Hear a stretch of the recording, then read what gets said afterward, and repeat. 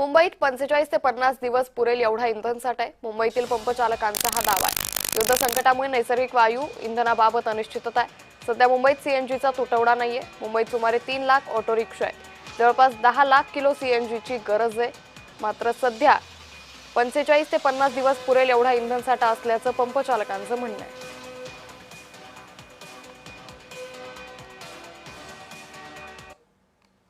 गुजरातकडे येणाऱ्या मयुरी नारी कार्गो जहाजावर इराणनं हल्ला केला. जहाज गुजरातमधील कांडला बंदराकडे येत असताना हल्ला केला.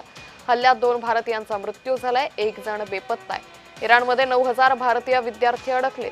त्यामुळे भारतासाठीही ही काहीशी चिंताजनक बातमी म्हणायला लागेल. भारताच्या जहाजावर इराणनं हल्ला केलाय. हल्ल्यात 2 भारतीयांचा मृत्यू झालाय. राज्यात घरगुती गॅसचा पुरवठा सुरळीत आहे. युद्धाचा घरगुती गॅस पुरवठ्यावर कोणताही परिणाम झाला नाहीये. सध्या घरगुती गॅसची कोणतीही टंचाई नाहीये. सरकारचा सर्वसामान्यांना मोठा दिलासा आहे.